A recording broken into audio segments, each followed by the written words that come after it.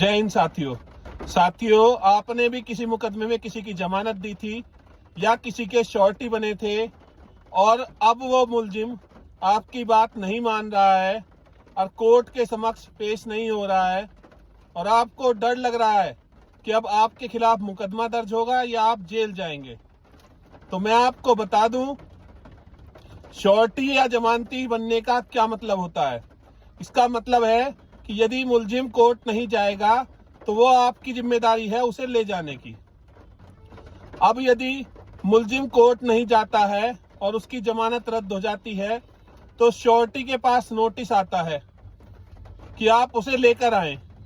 तो सबसे पहले क्या करें, जैसे ही सम्मन आए तुरंत कोर्ट पहुंच जाएं और जो भी जानकारी आपके पास है उसकी आपको लगता है कि आप उसे लेके आ सकते हैं तो रिक्वेस्ट कर लें जज साहब से कि अगली डेट पर लेकर आऊंगा।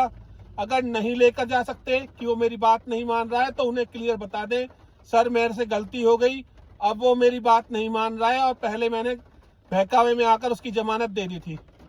तो इसमें क्या होगा कि ज़्यादा से ज़्यादा जितना अमाउंट का श्योरिटी आप थे, 20,000 10,000 जो भी था, कोर्ट आपसे उस जुर्माने को जमा करा लेगा, लेकिन आपको जेल नहीं जाना पड़ेगा।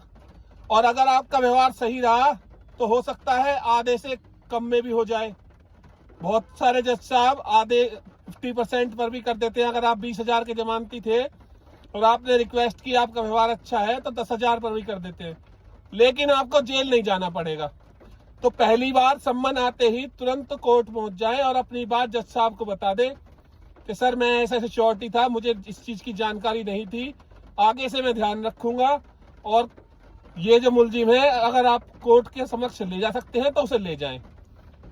Thank you.